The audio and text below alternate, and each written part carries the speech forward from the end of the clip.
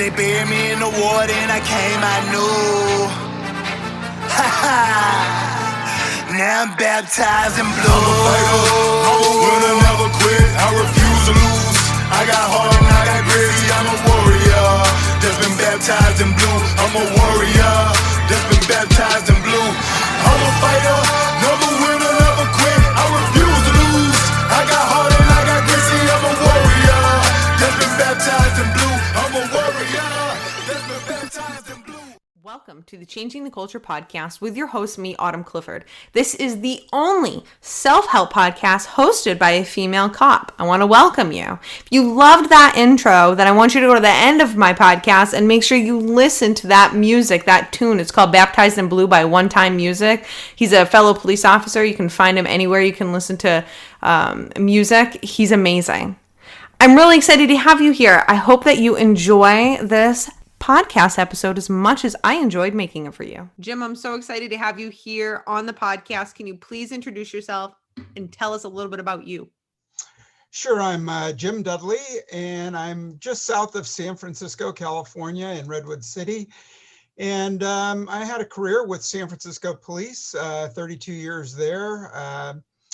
I was a patrol officer for 9 years and then made sergeant and inspector. That's what we call our detectives. Lieutenant, captain, commander, and deputy chief my last 5 years as the deputy chief of patrol and investigations. And I took a long vacation after my retirement. It was 2 weeks after retirement. I started teaching at San Francisco State. And I teach at San Francisco State University in criminal justice classes. I've been there for going on 8 years now. And I have two sons in the department with San Francisco PD. I have a lot of friends still there working cops. I've done my podcast, Policing Matters, for about 4 years now. And I'm a consultant. I'm still a member of PERF and IACP. And I'm an FBI National Academy graduate, so I'm still with them. And every year, usually, it didn't happen this year, but usually I go to a conference to keep my skills honed and keep my expertise up to date. And this year, not much of that happening. Because of COVID. Well, that is quite a resume. And that's why I'm so excited to have you on. So tell me a little bit about your career. It seems like you've done a little bit of everything. Yeah, I mean, I love patrol. I love pushing a radio car and problem solving. And San Francisco is like one of the most beautiful cities, regardless of what you're hearing these days. It's still an awesome city. We're paid very well. I think it's $88,000 for a recruit to sit first day in the police academy. Wow. By their second year, they're making about $125,000. It's a beautiful city. We've got about 900,000 people, about 1,800 sworn cops. Wow. So our city's only 49 square miles, but it's exciting. And we're broken up into 10 districts. And of the districts, I worked in 5 of them, actually out of those stations. And then I had the run of the department as a commander and as a deputy chief. So. Wow. A lot of the fun parts were as I moved up the chain. I was the captain at district stations, but I was the captain of our juvenile bureau just after Megan's Law came into effect. And I went to the National Center for Missing and Exploited Children in Arlington, Virginia. I got great training there. I had sleepless nights worrying what we would do. We didn't have a plan for abducted kids, and that really kept me up at night. And I felt better after doing that. And I'm interviewing John Clark, the president of the NCMEC, next week. Amazing. Yeah, so they're doing really great stuff, human trafficking and children. Investigations was a lot of fun for me. I was in a unit that primarily investigated domestic violence and family violence before we broke off into our own SVU.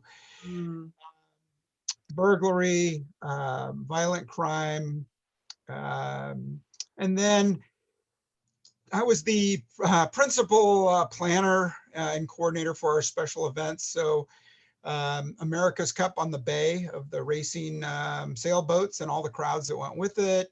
That's cool. And in Maine, I don't know if you guys had a ton of championships out there. I know Boston's had a couple south of you, but I don't know what you guys have. We've had the Giants World Series champs for 3 years out of about 6. And we had the 49ers go to the Super Bowl a couple of times while I was working. And those events were fun, but as you can imagine, a nightmare to police. And, Absolutely. we have something like 200 planned events with over 100,000 people, including New Year's Eve, St. Patrick's Day, Chinese New Year, the Pride Festival, Halloween, just off the hook. Holy cow. Celebrations. Yeah, crazy. Wow. Yeah, it's definitely a lot busier out there. just to answer your question. So like Maine, New Hampshire, Vermont, Massachusetts, Rhode Island, we're all like, all of our sports that's like the Patriots and the Celtics and the Red Sox. So yeah. In Maine, we don't get to have as cool things like you do, sports games and stuff like that. So Jim, what made you want to be a police officer? Is your father a police officer? No, I mean, actually counter to that, growing up in San Francisco, relatively poor. It's not great growing up poor in a big city like that with no money. And single mom, 6 kids, everybody running, like cats. And at an early age, I had a bicycle stolen. It sounds like, made up story, but I had a bicycle stolen, and I told my mom, and she said, call the police. And I said, okay. And I called, and somebody came, and I said, hey, they're here. And she said, well, go talk to them. And I was like 10 or 11 at the time. And I went down and I talked to the cop, and he talked to me like a human being, not like a insignificant kid. And I always remembered that throughout my career. And, the interactions that you have with young people are really important. Yes. And they remember it. And I did, and never got the bike back, of course, but it was a really good lesson. And I knew by about the middle of high school that I wanted to get into law enforcement, that I like the idea of problem solving and working outside and having my own freedom to do, what I needed to do. And I joined the reserves in counties south of San Francisco when I was 19, 20, 21. 22, I got my first job, San Francisco Airport Police. We were a small department then. We've since joined with San Francisco PD. And then a year later, about a year and a half later, I joined San Francisco PD. And it was just an experience that, I knew nobody in the department. I knew no one in policing. I had an AA at the time in criminal justice from my junior college. And I realized soon that I had to go back and get my bachelor's. I did that. And then later on, I got my master's degree from UC Irvine. And they really helped. They really helped as, I promoted and moved up. But like I said, the first 9 years of patrol were probably the most fun. And 1989, I was involved in a fatal shooting. And as you can tell, I'm talking about a fatal shooting. I wasn't the one killed. And it was a harrowing time in San Francisco. And I really had to sort of take stock into whether or not I wanted to continue in the job. I had 2 really small kids. My 2 boys that are policemen now were like 1 and 3 at the time. Mm-hmm. And for me, it was a fork in the road where I had to decide whether or not I wanted to continue. And luckily, or maybe coincidentally, I hurt my knee while wrestling with the suspect before he pulled a gun and fired a shot at me. And I hurt my knee. So I was off for 2 or 3 weeks. And in San Francisco, we have a mandatory, then it was 3 days off, and then you have to go see the psychiatrist, the psychologist. Mm-hmm. And once they clear you, you go back to the range, you get your gun, and you go through the use of force continuum and all that again. Mm-hmm. And that was all good. I went back, and 2 nights back, I'm chasing a group of kids, and 2 of them dropped guns on the street. I'm like, really, already? And but it was fun. I have no regrets. I had a great career. I've had so many opportunities. Yeah. You know, Quantico, Virginia for nearly 3 months. I went to Harvard for a month Really? with PERF, with the Senior Management Institute for Police. Just so many opportunities, and really enjoyed it. You loved it. What year did you get in? 1980. In the 80s. So was policing different back then now than what it is now? Oh yeah, I mean, well, in high school in San Francisco, we had the zebra murders. A bunch of uh, black guys out of a Islamic church were going around randomly killing white people on the street. Oh wow. We had the Zodiac murders, the crazy Zodiac guy running around the Bay Area killing couples in lovers lanes. And we had a strangler who was going on the hillside strangler who was killing people hiking. And Wow. we had the Jonestown, if you heard of the Jonestown church that moved from San Francisco to Guyana, and over 500 people were urged into suicide. They didn't know it at the time. Well, you know, everyone knows the adage of drinking the Kool-Aid, right? Well, Yeah. Jim Jones, the church messiah, the false messiah, was really strange, manipulative guy, and he got 500 plus San Franciscans, took them to Guyana, and mixed up a batch of Kool-Aid with cyanide in it, and killed them. Unreal. Yeah. So, I mean, this is all growing up. The AIDS epidemic hit in the early 80s, but before that, it was a time in San Francisco when if you're walking down the street, you know, you guys might jump out of a car and beat you up if they thought you were gay. And so it was a really tumultuous time, violent. And the year before I got in, a cop was killed. He was an undercover street crimes cop, and he was shot and killed. And I thought, yeah, okay, well, I'm going to give it a whirl and see how it goes. And like I said, it was a great career, great opportunities. Had a chance to save some people. I've, you know, done, like many of you, have done CPR. My CPR record's not so great. My CPR, I think I'm like 2 for 5. Wow. But I've had other chances, and you know, I always saw myself as an ambassador, and I think that's why I teach now, and that's why I podcast, to get the word and speak on behalf of cops who maybe their chiefs or their sheriffs can't speak out because of their positions. And you know, I get called a lot by you know, the press, the media, and I'm always happy to try to explain, because I think that's one of the worst things we do in policing. We don't explain ourselves well enough. 100%. And I believe that, you know, if you can be an ambassador, tell the side of the story that's not being heard. And I think, you know, to do otherwise is to just let this false narrative float out there and become truth for people. I get so many students who just have these really twisted perceptions of policing, and, you know, they believe in these urban legends. It's crazy. Yeah, 100%. What do you think, like, what's the most common, like, misconception that you have had to, like, correct as far as, like, the media or your students thinking about us police officers? Well, I mean, you know, with students, they think that cops can just, you know, that we're like the secret police. We could just grab them and scoop them off a street corner and take them in. I know.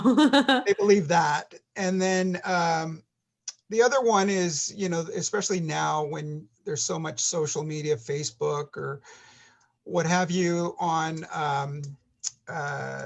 sovereign citizens. And so there's this misconception that you don't have to show a license, you don't have to get out of your car. And oh, those were fun, right? Yeah. Really? You don't have to get out of the car? I know.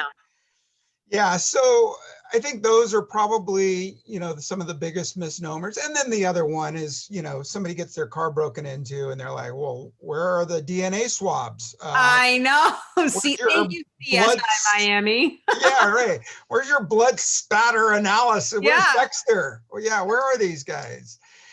Yeah, so that's the other one is, everybody wants, the whole 9 yards brought out for their crime. And they're tapping their foot as you pull up to take their auto burglary with Christmas presents that were in the back seat, and they say, what took you so long? And you say, well, I was taking a report down the street because some other idiot had a bunch of stuff in his back seat.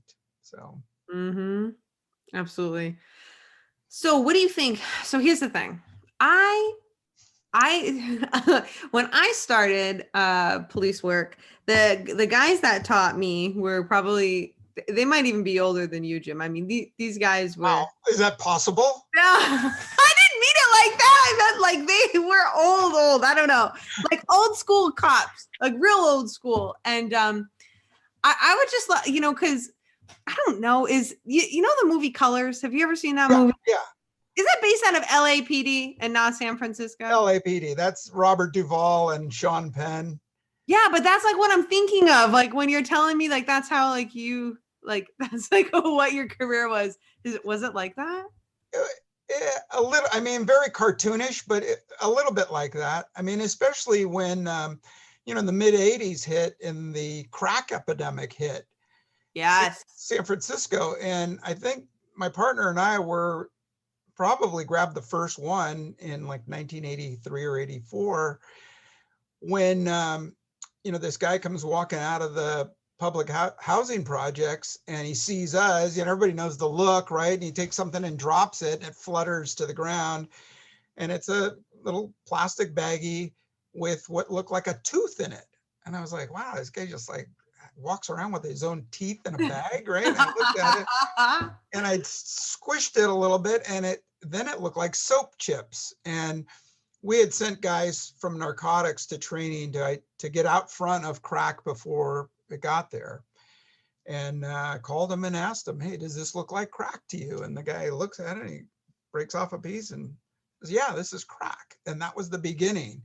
And next thing you knew, guys are running around the street. And we have a bunch of one-way streets in San Francisco. Some go, up hills, and usually it was women stopping at a red light, and we had the red light bandits. So we'd have these guys run out. Somebody would pound on the driver's window. The other guy would go in, open the door, grab the purse off the seat, and run off. And, Come on. oh, all the time. Uh-huh. And, we had so many tourists come through San Francisco. They were just, victims on the hoof. And yeah, it was like the Wild West for a while in the 80s. And then in the 90s, things seemed to calm down more. And I think it really aligned with the national strategies of determinate sentencing and mandatory minimums and juveniles charged as adults and, crackdown of chronic offenders. And Yeah. I mean, I think we're swinging away from that, right? I mean, we're in an era now where we're doing the opposite. We're closing in San Francisco. They closed down the Juvenile Justice Center. So there's no more holding, secure holding juveniles. So you can have a 17-year-old rapist murderer, and they've got to hold them somewhere at a facility one-on-one and then ship them off out of state. Are you serious? Yeah. What's going on with that? Kids can't commit crimes, Autumn. Are you kidding? What was I thinking? Come on. So now, there's in California, I think it's Senate Bill 1391 says now that you cannot charge a juvenile up to the age of 20 as an adult, that you have to petition a judge.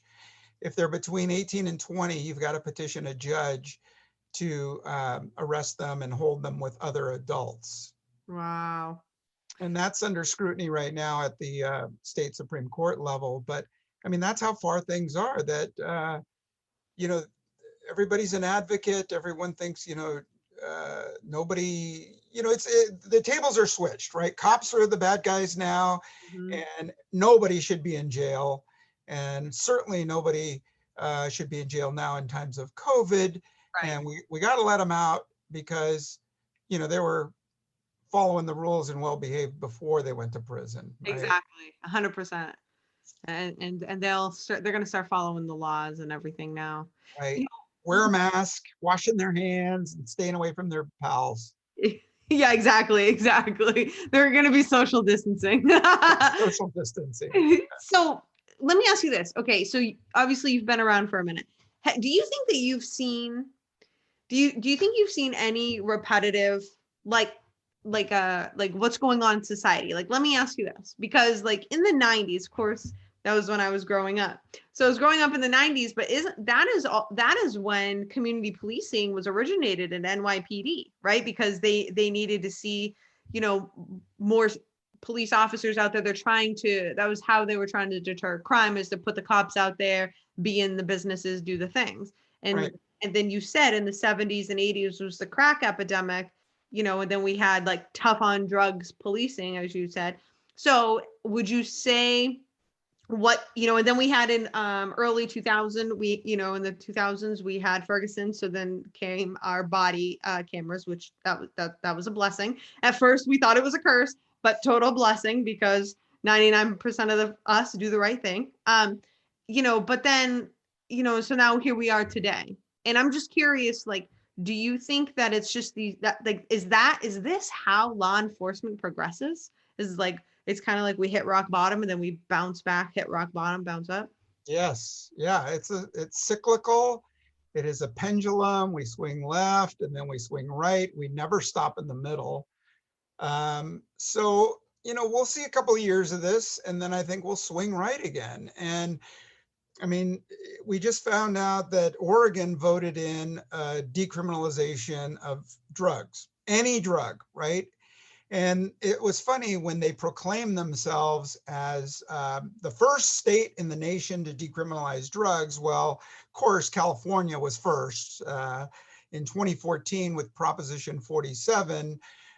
Any drug, heroin, crack, Rohypnol, the date rape drug, why that was on the Yeah, list. serious. All of those misdemeanor slash infraction penalties for possession for personal use. And who's roofing themselves? Yeah. I don't know. Mhm. But we did it. And, with the Boise ruling in Boise, Idaho, we can't move encampments or open camping off the streets or sidewalks.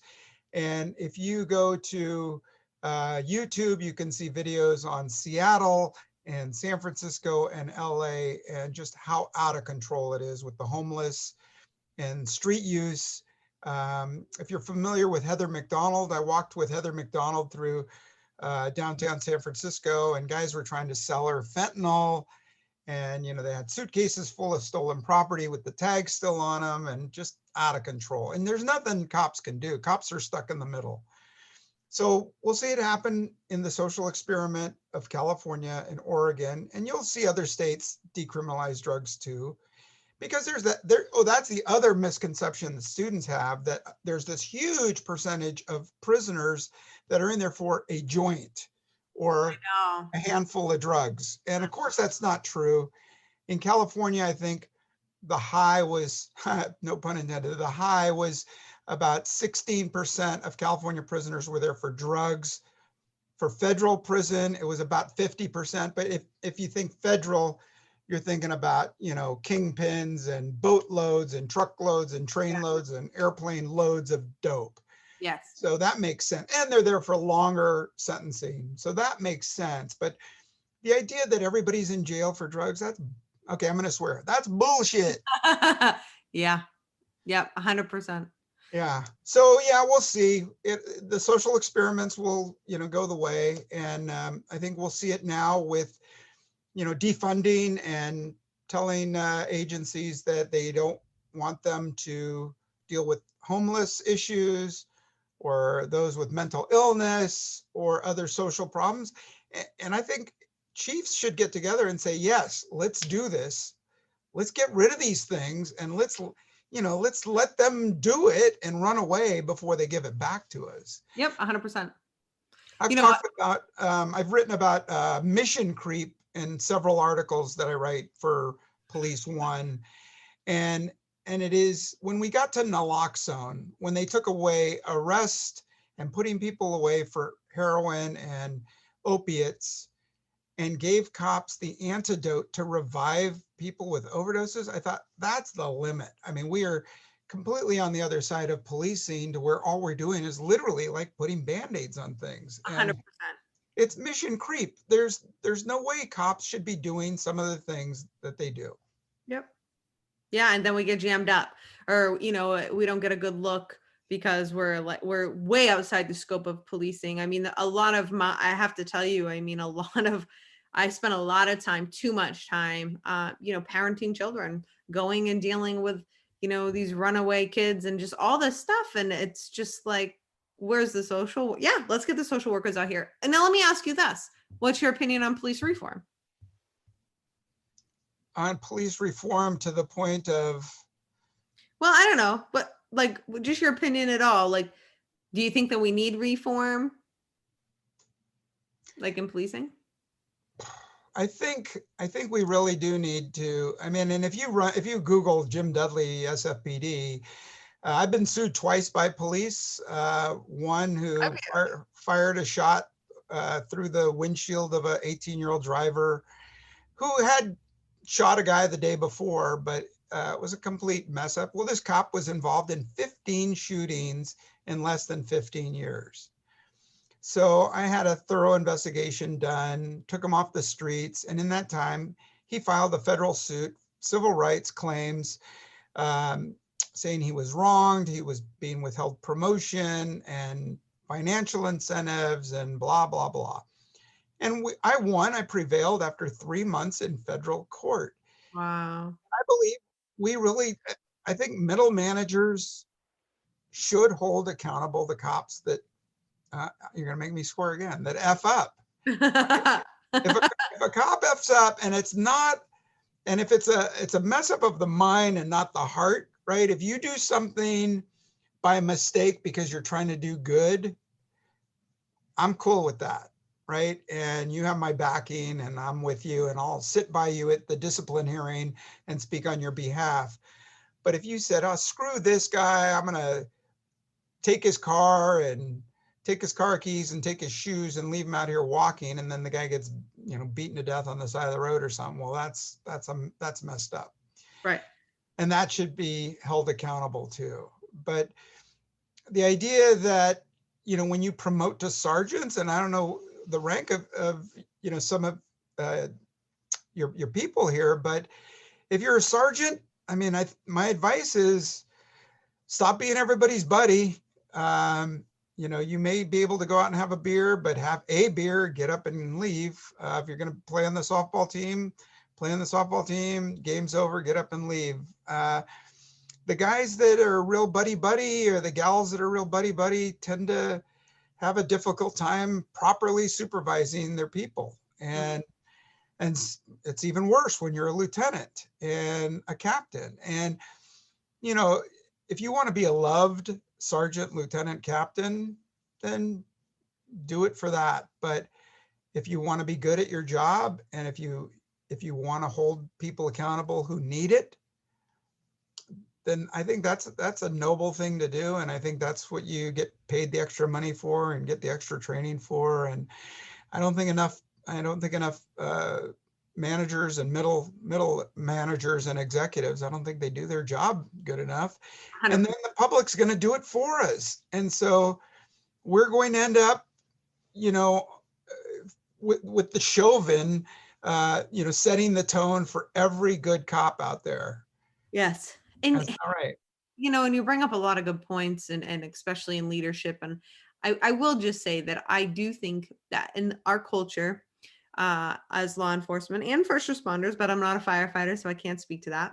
But I will say that I do really think that our culture lacks for leadership, solid leadership. And I think, when we look at it as far as here's how I look at it is if I take care of my people, meaning I'm holding them accountable, but I'm wanting them to grow when I'm being, I'm leading them, sitting down with them, guiding them, mentoring them, but also, that is also helping the community. And the community might not understand that, or like these leaders in there, they don't understand that when you can supervise your people to be good cops, like you said, not out there, doing bad things, it helps everybody. And here's the thing is when you have a leader who you respect, who's out there doing good work, you want to rise up to be like that supervisor, and I don't know. I worked for a lot of really bad leaders. I had a few good ones. It was like far in between to have a good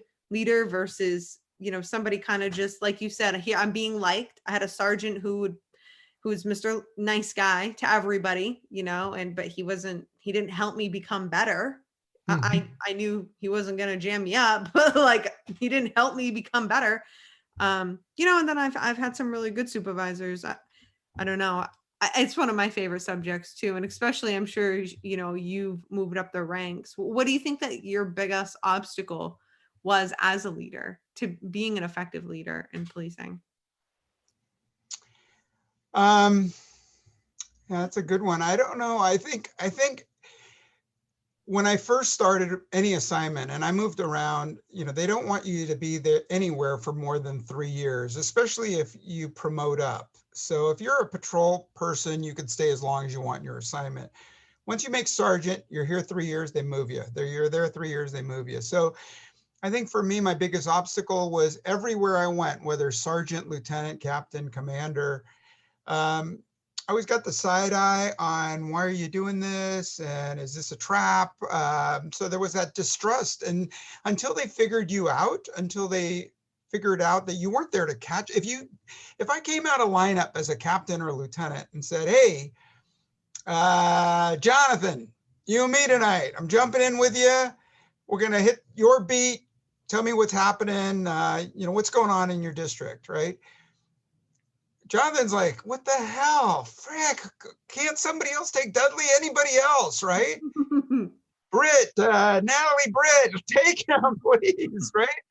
And it takes people some time to figure out that I'm not doing it to catch you doing something wrong. I want to, hear what you're saying, right? And some guys, once they figured that out, God, I couldn't get them out of my ear, right? Like, I'd be interviewing somebody and like, what's going on? What's the biggest, the toughest obstacle to your job? And hey, I'm not talking to you, whatever, Cap, I'm not talking to you. We could ride, we'll go get a donut and a cup of coffee, but I'm not telling you anything. And then at the end of the night, the guys follow me into my office. I can't shake them, right?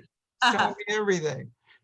But, I told my two sons, I go, look, you're going to meet a lot of people who knew me and they're going to either love me or hate me. I think that was the divide for me, right? Like, some guys loved me and loved the fact that I was holding people accountable, and other people were on the wrong end of that deal and had nothing good to say about me. And one time my son, who's the sergeant of the gang task force, comes up to me and goes, oh yeah, I met another one of those guys today. Really not a big fan of yours. That's like, when he said not a big fan, the guy probably said your dad was a dick or something like that. Yeah. Well, what did you think when you had two boys that ended up being police officers? I think it's great. Everybody's like, gosh, you should tell them to get out now. But they both really like it. And I mean, they must have heard something good about, when I'd come home from work and talk about a little bit. I tried not to say too much about work. And it's funny now, I'll be in settings where I'll tell a work story and my sons will say, you never told us that, right? Mm-hmm. And when my oldest son took the police exam, I didn't know it. I mean, he never asked me for pointers or anything. Wow. And he was in college and he came home and I was divorced already and he and I were living together. And he came home and said, "Hey, I took the test today and I think I did pretty good." I said, "Awesome. How good?" He goes, "Oh, really good." I said, "What subject was it?" And he said, "It was a police test." And I was like, "What?" And I had no inkling. I had no idea he even applied. Wow. And he's really smart. And he'll listen to my podcast and he'll call me and say, "No, no, no, I think this is what you mean," or "You should talk to this guy, interview this guy." Uh, yeah, you don't know the difference between gang injunctions and gang enhancements, he's telling me. Well, I don't either. So there you go. Well, so it's been a really positive experience then to have your kids be police officers. Yeah, I mean, I worry about them, but I've always told them from the academy, learn it and live it, right? I mean, don't just sit there and let it, go by. Really understand what it is they're teaching you. I learned a valuable lesson in the shooting that I was in that I don't even remember pulling my gun from the holster. Wow. And I tell them, if you remember your training and you really adhere to it, and you practice it, you go to the range and you practice the way they teach you. When I first started in policing, we had the 6-wheel gun, right? Bang, bang, bang, bang, bang, stop, dump the shells in your hand, put them in your pocket, reload, bang, bang, bang, bang, bang, bang, bang, dump the shells, put them in your pocket. Well, those are cop killers, right? I Yeah. mean, we've seen so many incidents where cops stuck to that training and they end up getting shot, top of the head, reloading their gun, right? Wow. And so, we've moved beyond that, and maybe a little too far beyond that, because I think sometimes we just drill into young people in the academy that you're going to get killed if you Yeah. don't do this, right? If the guy doesn't show his hands, better be ready. And in some cases, I think that's backfired on us. And last week, this very progressive district attorney whose parents were in the Weather Underground, the father's still in prison for killing a guard during a robbery. The DA just charged a young cop 4 days out of the police academy. This guy knocks down a woman driving a lottery truck, probably figures the truck's full of money, takes it, goes, knocks her down on the ground. Somebody calls police. There goes the van. 2 cops take off after the van. They chase it all over town, get to a dead end. And just as they're stopping, before they could jump out of their car, the robbery suspect jumps out of the van, runs at the police car, and apparently he's running to run past it because he's in this blocked cul-de-sac. And as he's running past the young officer's window, 4 days out of the academy, he's left-handed, he pulls his gun, fires through the window, hits the guy in the head and kills him. Wow. And it's been almost a year. The chief fired him for not passing probation, and he's hung out to dry, and he's being charged with second-degree murder, manslaughter. Wow. 4 days out of the academy. And what's the last thing they teach you at the academy? Simulations, shoot, don't shoot, right? Yeah. You're after a guy who's robbed somebody, he's running at you. I think more of those accidental shootings come from people that are overhyped, maybe panicked a little bit, and I'm sure it wasn't what he planned to do, but I don't think he deserves being charged with manslaughter or homicide. No. And then at what point is the academy not liable, or you know what I mean? Oh, that's awful. Yeah. So how did you balance being a dad and raising kids? Well, I mean, you heard my story, single mom. That's the last thing I wanted for my sons. So when I divorced their mom, less than a year later, my oldest son, who was about 13 at the time, came to live with me full time. I'd have him every other week, but after a year, he came to live with me full time. And then my other son, a year or two later, came. So it was like, 3 guys living in a bachelor pad. And, I coached them in Little League from T-ball to Pony League baseball, basketball, soccer. I really wanted to make sure I stayed involved in their lives. We have a great relationship, have dinners out.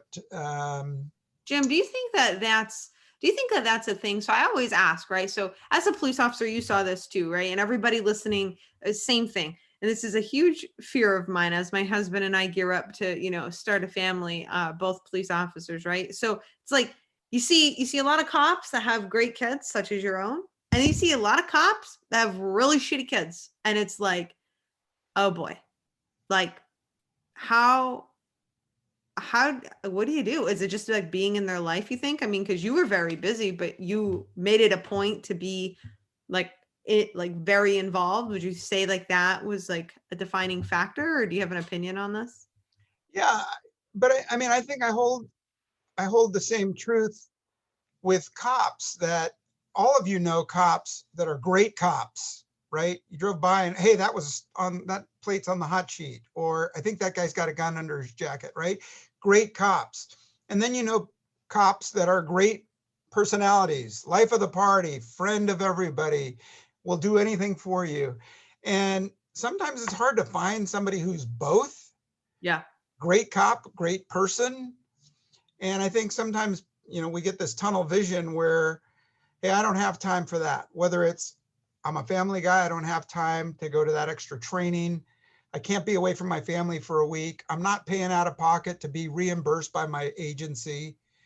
You have that guy, but then you have the other guy who, I'm going to this training. I'm gone every week. I'll be at the range. I'm buying my own reloaders. Like my ammo will be cheaper, right? Mm-hmm. So they're overboard one way or the other. And I think, like anything else, life is about balance. And you want to be a good cop, but you want to be a good family person. You want to be a good friend. And it takes time and energy and devotion. You have to devote yourself. It's not, I mean, for people who can do it without thinking about it, gosh, thumbs up to them. But the rest of us have to work at it. That's really good advice. And to focus on being you in their lives, right? Like focus on being that family person as well as officer. Yeah. My wife calls me her husband Buddha, because I was mindful before mindfulness. I love no, not the belly. I don't have the belly though. That's good. Not that Buddha. But no, honestly, I think, when you have time to yourself, you have to be good to yourself before you can be good with others. And that's part of the balance too. Can't pour from an empty cup. I say that a lot, don't I, Mastermind? So tell me about your mindfulness. About my mindfulness. Well, my wife is Buddhist. And love that. Yeah, she's trained, and she's been ordained. And I went to a retreat with her when we just got married about 12 years ago. We went to Escondido near San Diego. And it's a Thich Nhat Hanh retreat. And Thich Nhat Hanh's written a couple of books on mindfulness just for cops. And they're pretty good. But it's about thinking about what you're doing, and are you doing the right thing for the right reasons? Prioritize. I'm talking with an LAPD fitness guy next week, Mark Hildebrand, and I asked him, well, what are you thinking about these days? And he said, it's about your environment, and it's about people that you surround yourself with. And I truly believe that. And we all have frenemies, right? We all have that person that can just be so freaking annoying, but for some reason they call and we go. You want to go to the movies? Okay. Oh, I don't have any money. Can you pay for my ticket? Right? Or do you want to go out for a drink? Yeah. Oh, yeah. Yeah. Can you buy this round? Right. So we have these frenemies. And, I get invited every year to this New Year's Eve golf tournament. And every year I say, I'm not going. Then at last minute I say I go. And then I'm surrounded by these jerks. And I told my wife, this year I'm not going.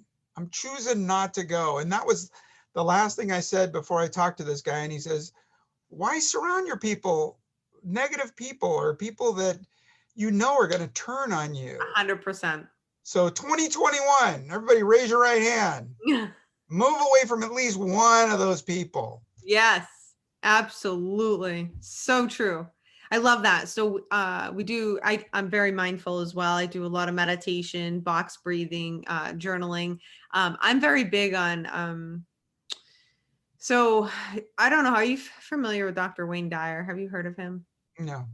I bet your wife has. So he's really big. He's really big with like the Buddhists, and he studied Lao Tzu, this great spiritual mentor, and anyways, very much that, everything's interconnected, but our thoughts are our everything. And if your thoughts are everywhere and if your head is everywhere, you are not gonna, you're not gonna produce, and you're going to live a miserable life. And I, Jim, as we wrap this up, I know I've been talking your ear off, but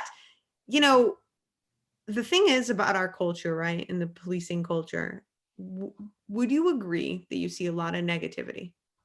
Totally. Way more than a human should see. But what about in the people?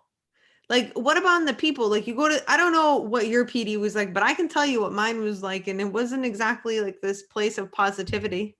Oh, I'm sure, as a woman in policing, yeah, that's got its downside, day one, right? But is that what you're talking about? The people you work with? Yeah, I mean, just the whole environment, the culture. I mean, I just felt like every time I was around anybody, we're pulling up car to car, the conversation would start good, then it'd go to shit within 5 minutes. Everyone was bitching. I'm like, whoa, wait a minute, what just happened? Yeah, I think that's another cop release, right? Like it's almost like if you talk it out, it's out, right? And it's away from you. And it's like at a crime scene, decapitation, blood everywhere, and you come out, ha ha ha, ha, and remember that time, right? And everybody's Right. laughing, and the media is watching, and people are watching, and we have these sense of inappropriate humor, and I think it's something like whistling in the dark or whistling in through the graveyard. So we want to push these demons away from us, and maybe by talking it out, we get rid of some of it. I don't know. Maybe that's why we do it, but um, yeah, it's hard to steer it back to something positive. So that's when you say, "Hey, I got to go." Right? Got to go. No kidding. Absolutely. Do you think now out there, did you see a lot of did you have any like officer suicides, or are you familiar with any of that? Yeah, yeah. I've had a few. Really? Yeah, I mean, sometimes I knew in advance that we had an officer in crisis, so we had a pretty robust behavioral science unit. I was a peer support officer. I went to training and talked to some cops who reached out. We had a policy that you couldn't reach out to someone, they had to reach out to you. I didn't always agree with that. I thought we should, we see somebody in a tough situation, we should be able to say, hey, Absolutely. go for a walk, you want to go grab a hot dog, or, nobody wants to say, let's go have a beer anymore, but I'd say, let's go have a beer. Yeah, yeah. And yeah, maybe, I felt really bad a couple times when I wanted to reach out to someone, didn't, and then they killed themselves. And that's hard to live with. It happened to this one woman that I knew, and all of our friends who had seen, she attempted once, and a bunch of her friends rallied around her, and then she went to the hospital and then got out and did it for good. And while she was in the hospital, I said, I want to go see her. I want to go see her. And her friend said, oh no, she doesn't want anybody here. And I just regretted never going. Sometimes though, I would get a call and it would be, hey, chief, Sergeant so-and-so is driving down Route 280 and he's got his gun on his lap and he says he's going to do it. Well, what are you going to do then? Right? Yeah. That cat's out of the bag. So, for any agency that has behavioral science or has a support unit, it should really have a good policy of communication behind the scenes with confidentiality respected, but that people need to know. It can't be a depository of one sergeant in charge who keeps everything to himself, because then that guy gets burned out, or that woman sergeant gets burned out Right. by holding everybody's crap. And Mhm. so at least keep supervisors or somebody in upper management aware of what's going on. And the fear is they're going to take away my gun. I'm going to get 5150. I'm going to go to a secure facility. They're not going to let me out. They're going to put me on meds. I'm not going to be a cop anymore. That's the fear, I think. Yes, 100%. They're gonna take my back. Mm-hmm. But I mean, the numbers, as much as people are talking about the numbers of suicide, I think we had a spike last year. We did. For 3 years in a row leading up to there, it was big, big, big, and then really big in 19.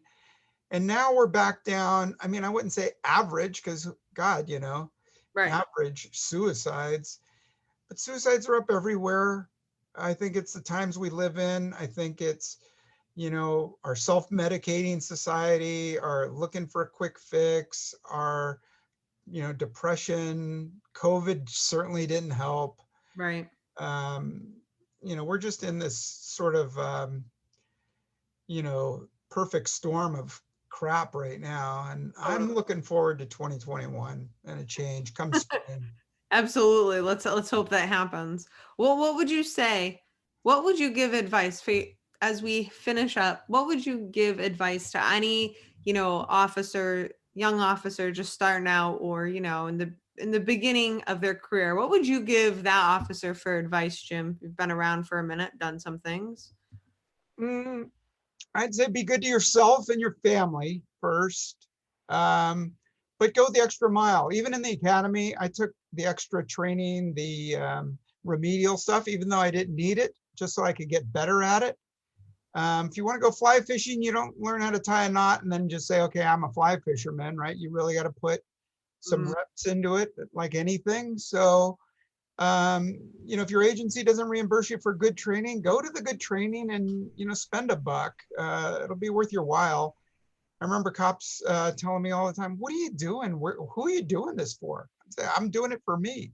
Mm. And then I'd say, be a friend to others and model the behavior and teach if you can. I mean, I didn't think about teaching once I retired until friends of mine who were the chair at a university asked me to, and it dawned on me, I love teaching. And as you can tell from tonight, I love talking. I love talking to people. And, I love being a mentor. I tell my students, if you want me to mentor you, that's great, but I want to know who you are. Don't show up, last day of class and say, will you write me a reference letter? So, same applied in policing.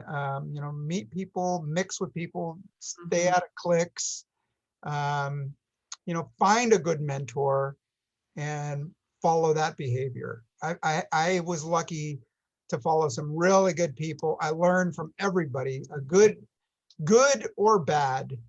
And after my shooting, um, a sergeant who was the acting lieutenant called me in and asked me what happened. And then after I told him everything, he talked to somebody on the phone. He called me back in the office and pulled out his Miranda card and read me my Miranda rights. I just shot a guy and he read me my Miranda rights. I'm like, holy shit, what does this mean? Oh. And somebody probably said, did you give him his rights, his administrative rights? But the idiot didn't know. And he gave me my Miranda rights. So not a good, smart guy. Every cop I ever talked to after a shooting, that was the first thing on my mind. So I remembered that as just an awful way to talk to a cop in a critical situation, and to learn from it and never do it. And I think that's where compassion and mindfulness comes back into play.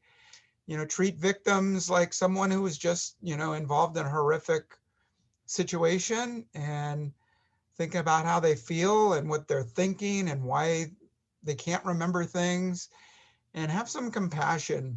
And it takes you a long way. Jim, I'm sorry, I have to go. I can't let you off without asking you one last question. Can we know anything about your shoot? Like I'm just like, what happened?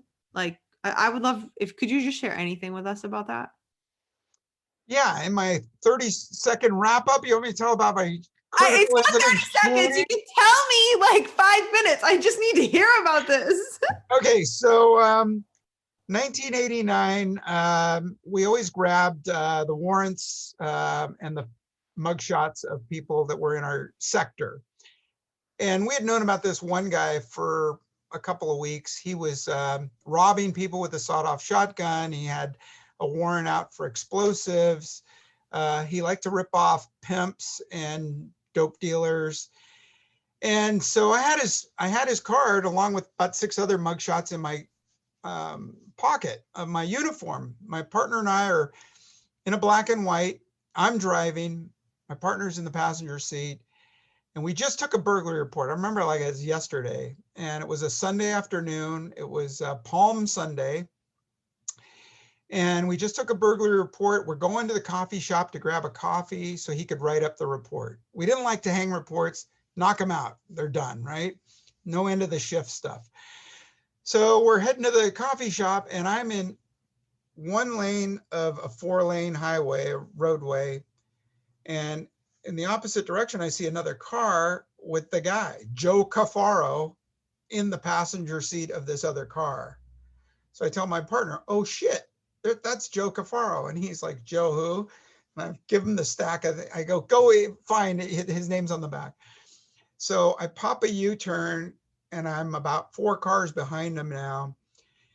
And he says, you're going to light him up. And I said, well, let's let him get stuck in traffic. It's San Francisco. So drive 3 blocks and you're stuck behind traffic. So we drove 3 blocks and I said, okay, as soon as we get close, as soon as we hit a red light, put it out on the radio and we'll pull a felony car stop on him.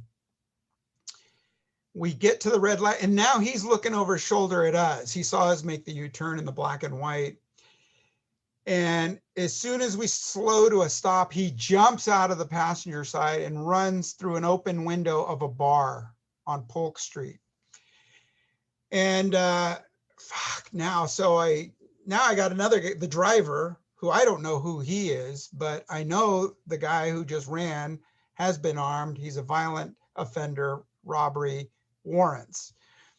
My partner goes in after him. It's a gay cowboy bar. Like an old saloon, sawdust, peanut shells all over the floor. Wow. Beer mugs. I put it out, headquarters, code 33, ABC 123, Polk in California, car stop, felony, chasing a guy inside 1083 Polk Street. Boom, let the mic drop. I figure if the guy takes off in the car, who cares? I don't know who he is, but I know this other guy and I'm not going to leave my partner with him. I jump through the window and see them running around the back of this huge bar. And as I go in, they both slide on the peanut shells and sawdust, go out over tea kettle into the wall on the ground. The guy gets up, he starts heading towards the door. I go block him at the door. And he's bigger than me, muscular ex-con. And I'm 5'9". At the time, I'm like 5'9", 170 pounds. He hits me and we go rolling out the front doors into, this is how old it was, newspaper racks. Wow. Are there any newspaper racks around anymore? Well, we found them. We're wrestling around. I hurt my knee, wrestling him.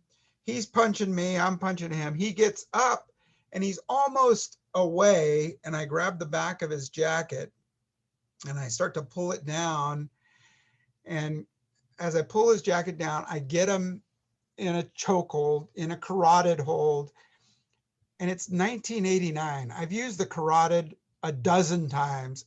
They've always worked. 15, 20 seconds, the guy is out. I put my arm around his carotid to choke off the carotid arteries, to take oxygen to the brain. I start to squeeze and I'm feeling pretty good about myself. I'm fat and happy. Yeah, this is happening. Boom, I hear a gunshot.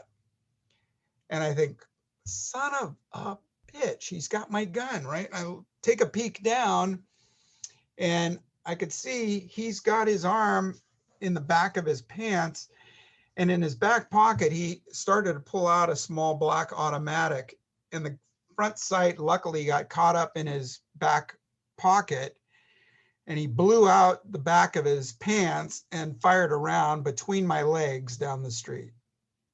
Holy shit. Yeah, that's what I said. Holy shit. So at this point, now I see I've got my own gun still in my holster. And like everything, everything you've heard here, this is an urban legend come true. I smell the gunpowder burning in my nose. Time slows down. I feel like I got a tiger by the tail. My field of vision goes boom, boom, boom, boom, boom, right? And so I drop to my knees, drop him on his butt, and I'm still holding on. And now I'm trying to hold on to his wrist, his right hand. And some of you are probably going, well, where's your partner? Was he like in there having a beer? Where the hell is he? So my partner, Jerry Buckley, he comes running out and slides up between the guy's legs just as the guy pulls the gun. Now he's got the tiger by the tail, both wrists, gun in his hand, and he's bringing it up to Jerry's face. Oh, fuck. And I realized this later in my psychology exam, that years before I had a sergeant who was shot in the head on a traffic stop. And when he had got the guy out of the car and was wrestling with the guy, and the guy was holding a gun near his head, another car pulled up with 2 cops, and he's yelling to the cops, shoot him, shoot him, shoot him. And they're in their car going like, what is he talking about? And the guy shoots him in the head and kills my sergeant. I guess this is what I'm thinking as this guy's pulling the gun up to my partner's face. I still have him in the carotid. I'm trying to hold his arm. And at some point, as I start to rise, I let go of the carotid. I pull my gun, and my partner's yelling, shoot him, shoot him, shoot him, because he sees the gun coming up to his face. And I shot him. One shot, 1 round. I knew as soon as I shot him, that was it. And stood up, grabbed the gun out of his hand, put it in my shirt like they told us in the academy, put it in my shirt between my vest and my shirt, buttoned it up, put my gun back in my holster, called for an ambulance, code 3. My partner rolls him over and says, hey, should we handcuff him? I said, well, he's dead. What are we going to handcuff him for? I guess somewhere along the lines, he heard we're supposed to handcuff people even if we shot him. So we did. We handcuffed him, and the ambulance came, and they put him on the gurney. To their credit, they put him on the gurney and took him away rather than just throw a sheet on him. And yeah, he died. Homicide interviewed me. The district attorney's office interviewed me. No charges filed. They called it a good shoot. And the district attorney investigator, when it was just he and I in the room, said, do not worry, this is a great shoot. And then the family who otherwise would have sued, they knew what an actor this guy was, and they didn't sue. They didn't sue the department. They didn't sue me. Wow. That was the end of it. Cute baby, Jonathan. His newborn. Wow, that's a hell of a story. Yeah, got me a gold medal, some notoriety, got some money out of it. Back in the day, you got $150 if you got a gold medal. Today, it is a month's pay. So I have that check stub still around, $150. Wow. I mean, it was, don't get me wrong, I'm flippant now, but it was a serious time. I really thought, this is why I really had to think it out. Is this what I want to do? I got 2 young kids. Could have been me on the other end of this thing. Yes. And then, I'm a Catholic, and I guess I'm a Catholic Buddhist, and since day 1 in catechism, right? Thou shalt not kill. And that's a tough one to get over too. Yeah. So a lot of guilt, a lot of, sleepless nights about what could have been done. Guys are saying, could you kick him in the face? Could you step on his hand? Could you, no, you can't. Right. I mean, I played it out 100,000 times in my head. There's nothing else There's no other way it could have been handled. Right. Yeah. Well, and he made that decision. Yeah. You didn't. So He chose the life. Yeah. where do people find you, Jim? Well, I'm on Policing Matters podcast at police1.com, iTunes, SoundCloud, Podbean, wherever you get your iTunes, your podcasting. I write articles for Police One under a column called Under Oath. And I do this monthly stupid debate with this other guy, Joel Schultz, retired chief from Colorado, and it's called State Your Case. And we choose two sides of a topic, and we're given one side or the other. I totally don't believe in some of the sides I have to take. And we just did one on should cops do traffic enforcement, and I got the no, they shouldn't. So I had to make a case for technology, and cops get killed on traffic stops, so there's no way we should get out of the traffic stop business. Oh my God, I got such hate mail over it. Yeah. I read that one actually. Yeah. So of course, people think, oh, this guy hates traffic, doesn't know, somebody even said, hey, when's the last time this Dudley guy wrote a ticket? And I said, I've written thousands of tickets. I've recovered over 150 stolen cars. So anyway, I also have Instagram. I just opened up a new account. You inspired me, Autumn. Good. It's the Policing Matters podcast on Instagram. Woohoo! We'll have to go find you and follow it. Yeah, I'm posting some links there. Awesome. Well, thank you, Jim. This is my pleasure. Fantastic hour. We all learned a whole lot. It's really good to get to know you, and we appreciate that. Thank you for coming on. Yeah, well, you're coming on my show soon. Yeah, I'm excited. We'll have a good time. Holding you to it. Well, great to meet you all. Be careful out there. Good luck in your future endeavors, and stick with Autumn. She's got some good stuff. Thanks, Jim. Jim, amazing stuff. It was an amazing story. So thank you.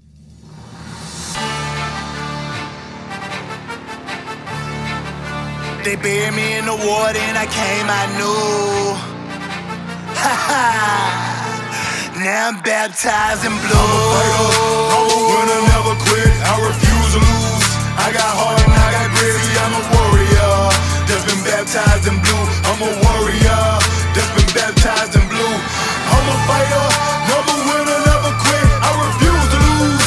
I got heart and I got grit. See, I'm a warrior that's been baptized in blue. I'm a warrior that's been baptized in blue. They buried me in the water in the Holy Ghost. I came out with a badge and gun and a heart that said never run. I signed up for a job you wouldn't dare to do. This ain't no green screen movie, don't compare the two. We look at your actions in the elements and everything relevant. If they line up, prepare to pay the consequence. You do dirt, you get cussed, no bluff. It's ignorant to think we will shoot with your hands up if you the police. You feel the world is against you, like every call you go to, people trying to tempt you. Well, Hail Mary, Hail Mary, Hail Mary. I ride on the devil, I ain't scary, and I ain't worried. You want my life, come take it, it's gonna be a fight.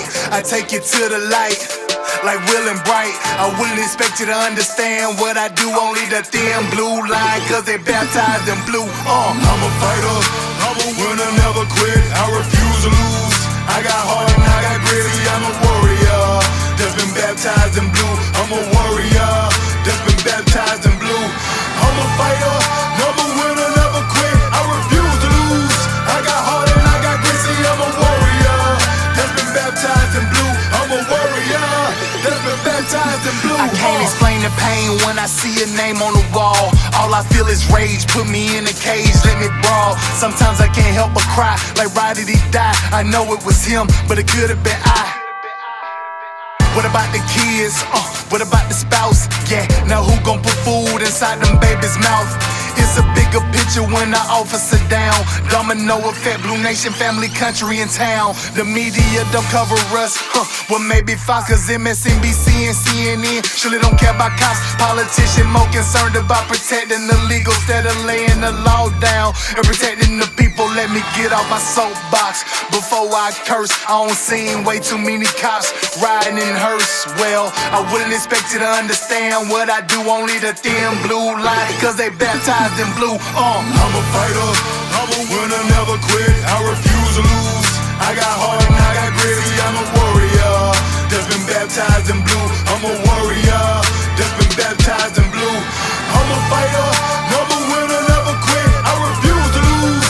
I got heart and I got grit. See, I'm a warrior that's been baptized in blue. I'm a warrior that's been baptized in blue. If I'm faced with a mission, I'm gonna complete it. If that means being deleted, I live with the credence. I do this for the combat vets and LEOs. When I'm suited, ready to go, it's either friend or foe. Only Lord knows what my future's in store. I only kill with the hope to see more, so God don't close that door.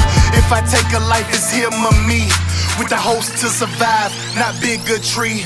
I go in situations that you cannot imagine, deal with things that you cannot fathom. Know it, but I'd rather fight for cause than live for nothing. So when you read my headstone, you know I died for something. You hypersensitive shit complain by justified force. You blame the cops first, that don't work, you blame the courts. But I wouldn't expect you to understand what I do, only the thin blue line, cause they baptized in blue. I'm a fighter, I'm a winner, never quit. I refuse to lose. I got heart and I got grit. See, I'm a warrior that's been baptized in blue. I'm a warrior that's been baptized in blue. I'm a fighter, I'm a winner, never quit. I refuse to lose. I got heart and I got grit. See, I'm a warrior that's been baptized in blue. I'm a warrior that's been baptized in blue.